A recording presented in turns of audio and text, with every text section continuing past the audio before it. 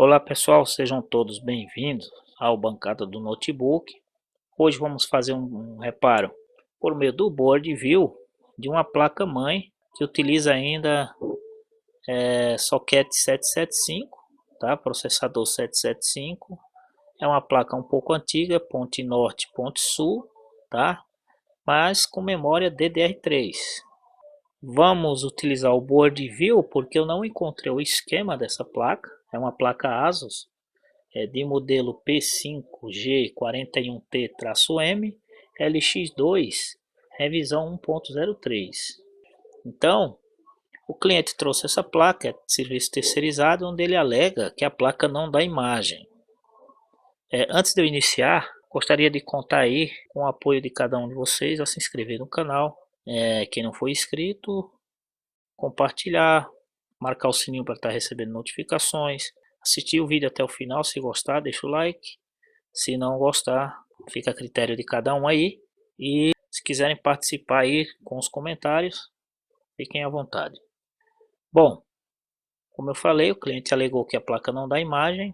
Coloquei a fonte, startei a placa, notei que a placa funciona normalmente, né, girando o cooler, não aquecia nada em excesso. Fiz uma inspeção visual, tudo ok. Então eu parti para análise. O primeiro ponto que eu faço, isso é padrão para todas as placas, é medir o VCore, tá? Então eu começo sempre pelo VCore em placas de PCs aí, né? Então, ao medir o VCore dessa placa, eu vou ampliar aqui para ficar melhor. Se eu selecionar aqui o board view, vou ampliar.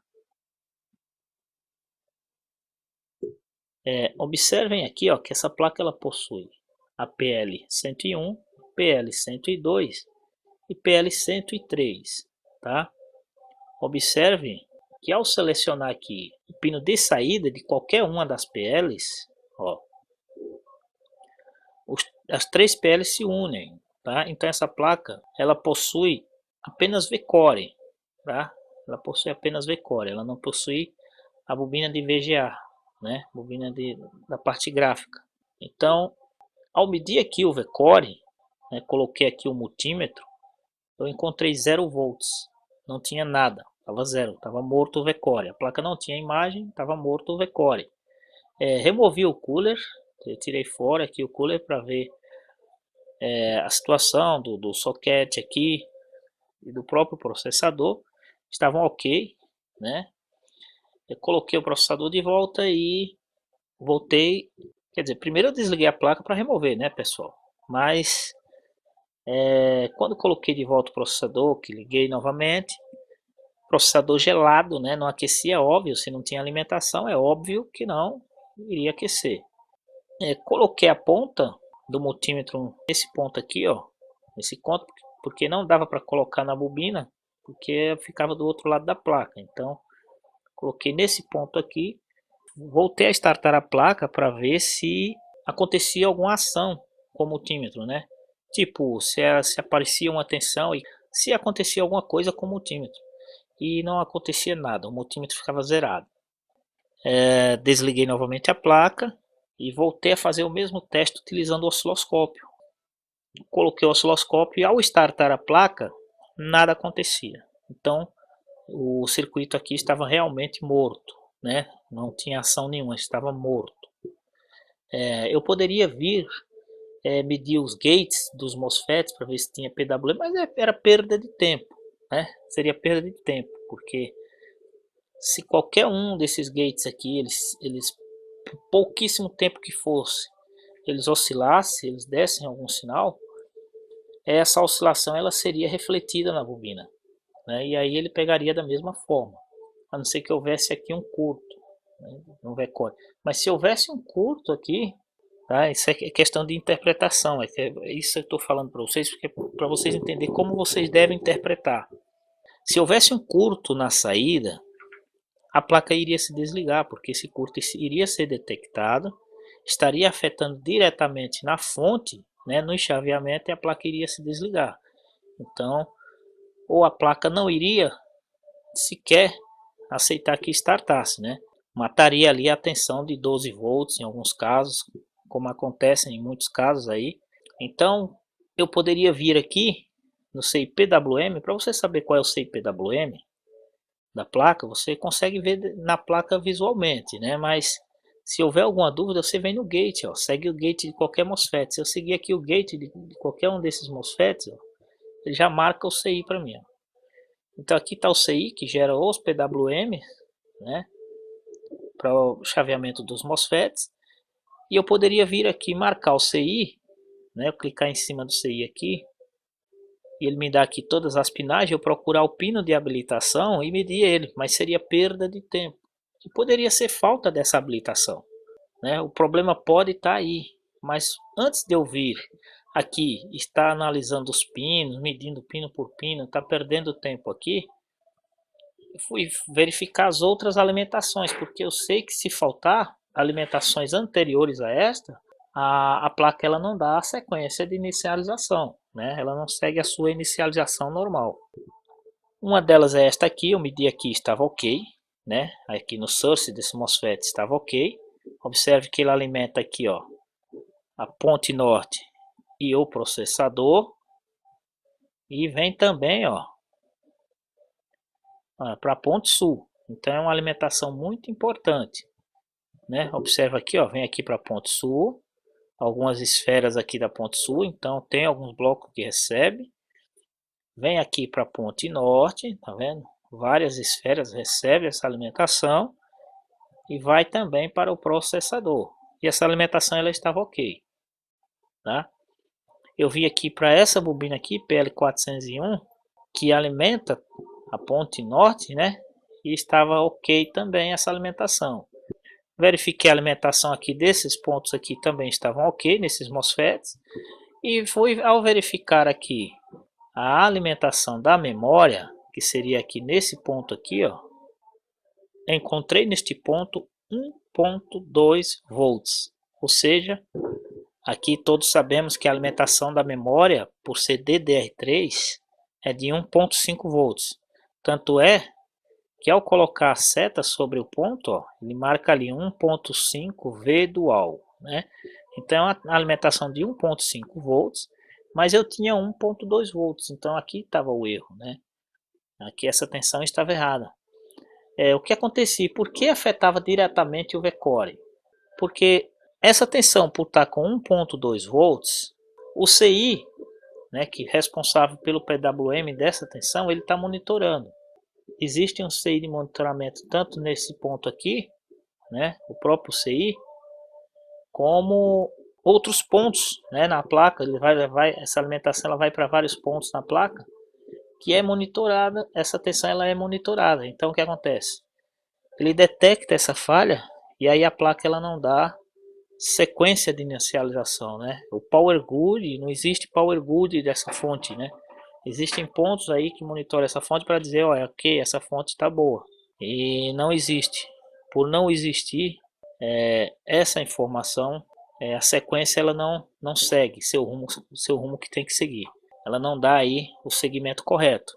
E era isso que estava acontecendo, não tinha sequência de inicialização da placa. Eu fui analisar, né, fui ver quem era responsável por gerar o PWM dessa placa, então eu segui a linha contrária da bobina, né, ou seja, eu segui aqui o do dreno desse MOSFET e ele me marcou este CI aqui, ó. Ao me marcar este CI, né, eu logo vi que este CI é o responsável pelo PWM da placa. Cliquei em cima dele, que ele já me dá aqui as pinagens, me mostra quem é o pino de alimentação. Ele me mostra aqui que o pino 5, que seria aqui, ó. Eu vou dar um zoom aqui para ficar melhor para vocês entenderem. Vou ampliar aqui um pouco mais. Então se eu colocar aqui, ó, a seta sobre cada furinho desse aqui, ó, cada bolinha dessa, ele me mostra o pino. Ó, isso aqui mostra que é pino 4, tá? Então o pino 5, que seria esse pino aqui, então aqui, ó, temos pino 1, pino 2, pino 3, pino 4, pino 5 no lado de cá. Pino 5 seria o pino de alimentação, que é o que está falando aqui, VCC, pino 5. E tinha tensão de alimentação aqui, eu tinha aqui 12 volts, que estava ok. Então eu tinha um CI alimentado. O pino que podemos dizer que habilita esse CI, né, que determina a tensão de saída desse aí é o pino de feedback, né? E o pino O7, OC7. Então, ao verificar aqui o pino feedback, fui procurar qual era o pino feedback, era o pino 6, então era o próximo pino aqui, pino de alimentação e pino de feedback. Ao clicar sobre o pino feedback, ele me marcou aí todos esses resistores aqui, ó. Observe, são todos resistores, ó, PR213, 210, 209, 207, 208 e 206. Só que com um detalhe, na placa um desses resistores não constava.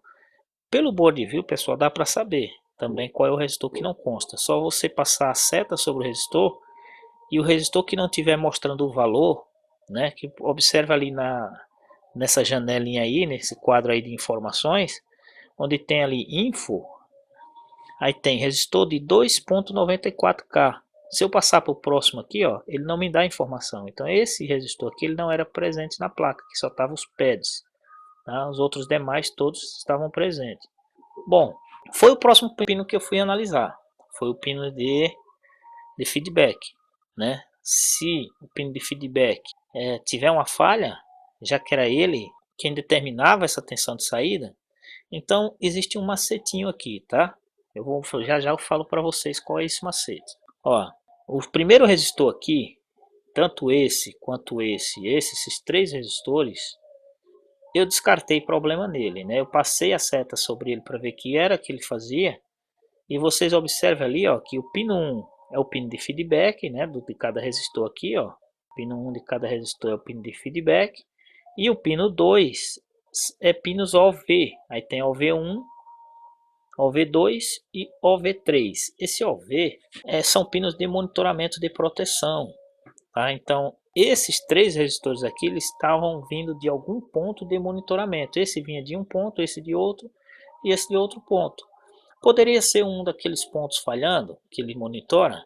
Poderia, mas quando há uma falha, vamos supor que esse resistor aqui, vamos supor que fosse esse cara aqui, que estava recebendo aí a informação de que tinha uma falha no setor que ele está monitorando. Então, essa informação é levada aqui para o CI e o CI desliga, porque ele altera totalmente o valor de feedback e o CI desliga.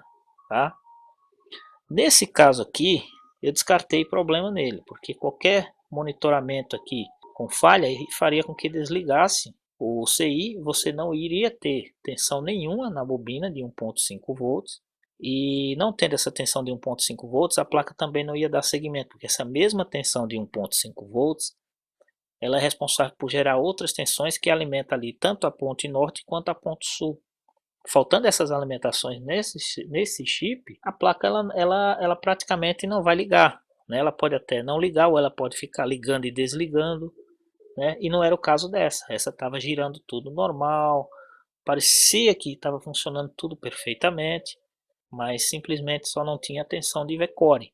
Então, como eu descartei problema nesses três resistores e esse aqui não estava presente, só me restou esse resistor aqui e esse aqui.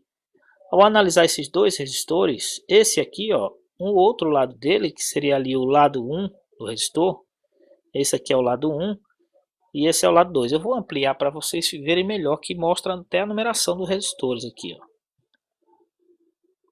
Vou apagar, vou deixar apagadinho mesmo para ficar melhor para vocês verem.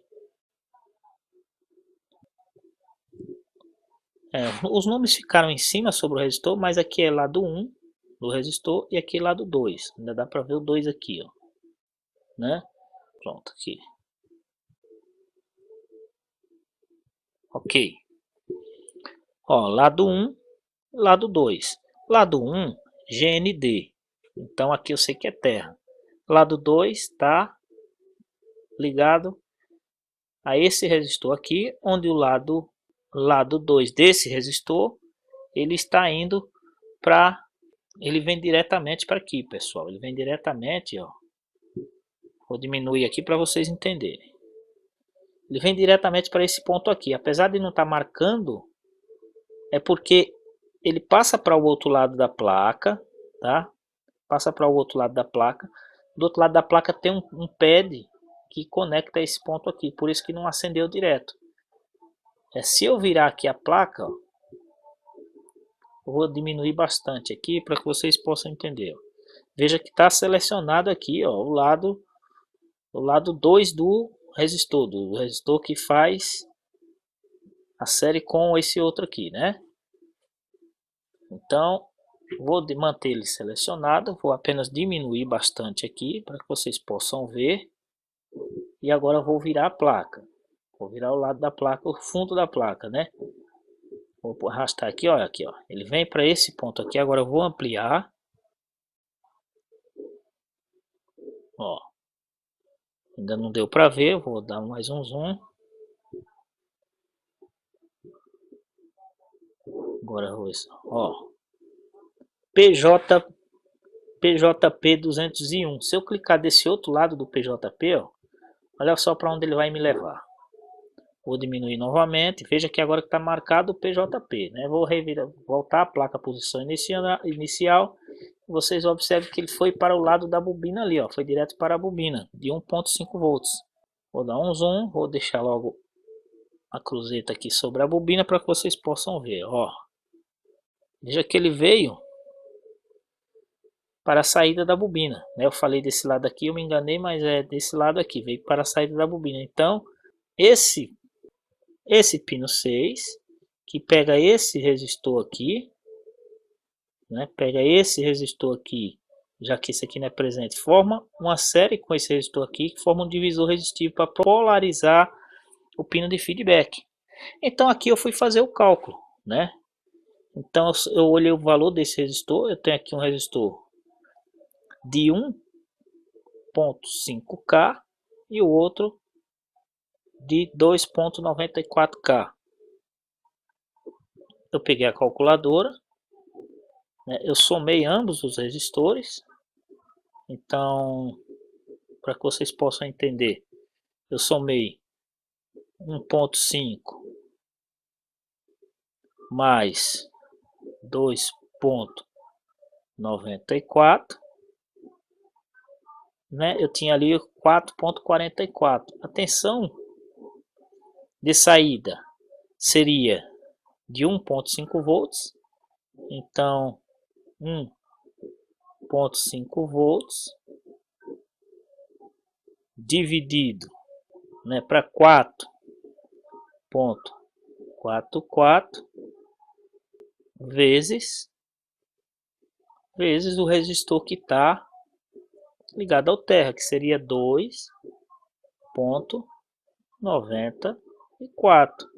Ele vai me dar o valor de quase 1 volts eu tinha que ter aqui. Quase 1 volts eu tinha que ter aqui. Quando eu medi esse pino aqui, né? Eu medi esse pino aqui, eu tinha praticamente quase 1.2 volts. A mesma, praticamente quase a mesma tensão de saída lá do pino da bobina, né? É como se praticamente essa bobina aqui, desculpa, esse resistor aqui, ele não tivesse atuando, era como se ele tivesse aberto. Aí eu vou passar um macetinho agora que eu fiz para vocês, tá, pessoal? Você pega a pinça, você pega, agora isso tem que ser rápido. Ou você pode pegar qualquer um resistor aí de baixo valor fazer isso, mas eu fiz com a pinça mesmo. Você pega a pinça, você conecta a terra, junta os dois pontos aqui. É só pegar a pinça e conectar entre esse e esse ponto para aterrar, né? A linha de feedback. Você levando a linha de feedback ao terra. Quando você faz isso, se for problema de resistor, no resistor, a linha de feedback ele vai alterar o valor lá na saída. Aí ele vai tentar ajustar a saída. Vai ajustar a saída. Claro que se estava em 1.2 e você baixou a linha de feedback, ele para corrigir ele vai aumentar a tensão de saída, né? Então eu fiz isso.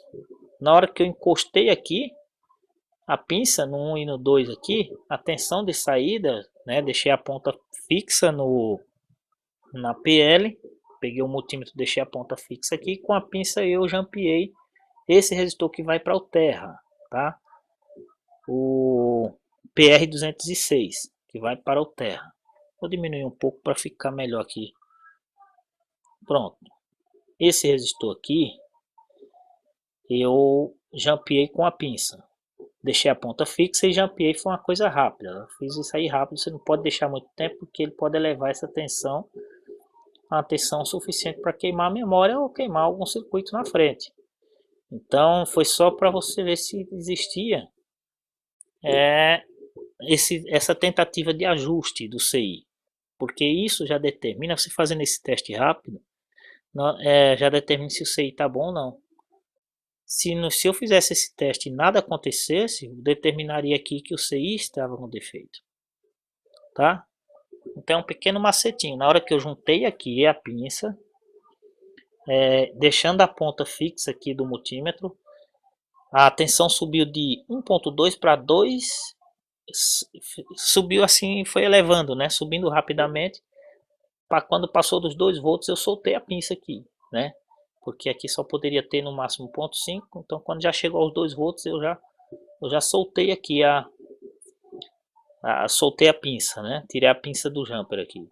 Então eu vi que ele tentou corrigir, tentou ajustar ali a tensão. Então quando ele tentou ajustar, mostrou que o CI está funcionando, que a falha estava entre os resistores aqui, que provavelmente seria esse cara aqui aberto.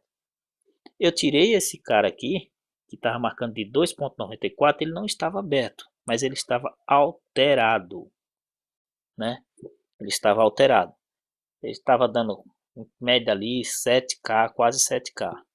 Então fiz a substituição substituí o resistor, procurei um, tirei de uma placa igual, idêntica que eu tinha na sucata, e quando eu liguei a placa, voltou a ter 1.5 volts aqui. Voltei a medir a tensão de V-Core,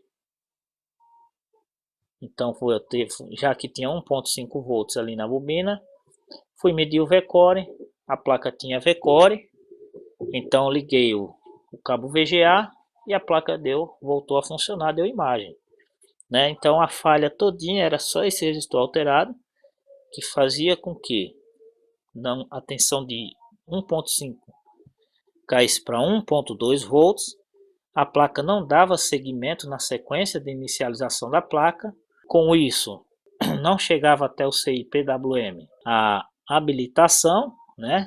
Deixa eu ampliar aqui para que vocês possam entender melhor.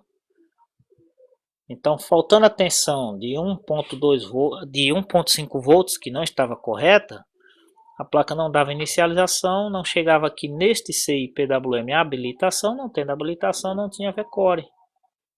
É importante, pessoal, vocês saberem que a placa, a grande maioria das placas de computador, a tensão de 1.5 volts, ela não é só responsável por alimentar a memória não, tá? A grande maioria das placas, principalmente essas mais novas, a tensão de 1.5 volts, ela alimenta PCH e alimenta, no caso de placas que não possui ponte norte e ponte sul, alimenta PCH. Em placas que possuem ponte norte e ponte sul, ela alimenta a ponte norte e alimenta a ponte sul. Então, a ponte norte e ponte sul, elas não, às vezes não são alimentadas diretamente pela tensão de 1.5 volts, né? Ela passa ali por um circuito onde vai amortecer, né? Fazer reduzir aquela tensão para 1.2 volts, para 0.9 volts, para 1.1 volts, tá? Que são tensões que alimentam estes chips, né? PCH, ponte norte, ponte sul. Então, faltando ali aquela tensão de 1.5 volts, vai faltar a alimentação do chip. Então, fiquem atentos a esses detalhes, tá? Você vê que eu não tinha uma placa que não tinha V-Core, que girava tudo. Então, se eu fosse perder tempo aqui analisando V-Core, MOSFET, né? Eu iria aí perder um tempo enorme, ia fuçar a placa inteira e estava totalmente longe do problema. Então fiquem atentos aos sinais da placa. Veja bem, eu não tinha V-Core, mas eu precisava saber interpretar o porquê que eu não tinha esse V-Core, como foi o procedimento que eu fiz. Eu fui verificar se esse V-Core ele me dava algum sinal de vida, né? Se ele me apresentava algo que eu pudesse determinar de que o problema estava aqui. Poderia eu imaginar que seria curto? Curto não era. Como eu disse, curto, ele ia matar a placa de alguma forma. Né? Ele ia fazer com que a placa ligasse, mas desligasse em seguida, ou a placa sequer ligasse, dependendo do tipo do curto. Poderia ser MOSFET sem chavear? Poderia ser MOSFET sem chavear. Poderia. Mas se fosse MOSFET sem chavear, qualquer uma dessas linhas, das 3 linhas, as outras 2 linhas funcionaria, tá? Ele ia matar apenas uma das linhas. Então você ia chegar aqui desse lado da bobina aqui, ó, no lado de cada uma da bobina, veja que esse lado de cá, as 3 se encontram. Os 3 se encontram. Então aqui, se você medir, você tem a tensão de V-core. Se você medir aqui, tem a tensão de V-core. Se você medir aqui, tem a tensão de V-core. É o mesmo ponto. Tanto faz você medir aqui ou aqui ou aqui, você está medindo o mesmo ponto. Agora você vai medir aqui, ó, nessa bobina, veja que ela é independente de cada uma. Aí você vai medir aqui, com o osciloscópio tem que ter uma frequência. Se você não achar essa frequência, esse circuito não está funcionando. O mesmo para essa, o mesmo para essa. Então vamos imaginar que esse MOSFET aqui não estivesse chaveando, ou qualquer um deles, esse circuito aqui ele ia desarmar, né? E aí você não ia ter frequência aqui. A tensão que você ia medir aqui, você ia ter aqui. Você ia ter uma tensão contínua, porque por não ter frequência, essa tensão ela ia chegar aqui porque estava sendo gerada pelas outras 2 bobinas, iria passar por esse outro lado de cá. Era isso que iria acontecer. Poderia ser o PWM? Poderia. Aí sim, poderia ser o PWM. Mas para ser o PWM, né, teria que todas as outras alimentações que antecedem a tensão de V-core estarem presentes, ok, perfeitas. E foi isso que eu fui checar. Então, antes de eu vir aqui mexer no PWM, eu fui checar as outras alimentações. E na hora que eu fui checar as outras alimentações, eu notei que a de memória não tinha 1.5 volts. Tá? Então é importante você saber interpretar para que você não esteja aí perdendo tempo de análise e até fazendo um serviço, um desserviço, né? Pode se dizer, no momento que você está mexendo em um ponto que não tem nada a ver. Bom, pessoal, então é isso aí, espero que possa estar ajudando vocês. Então é essa a dica que eu deixo para vocês, espero que possa ajudar bastante no dia a dia, na análise de vocês aí, tá? Então saibam interpretar, preste bem atenção ao que a placa quer dizer. Então é isso aí, mais um vídeo, mais um board view, né, por meio de board view. Espero que gostem.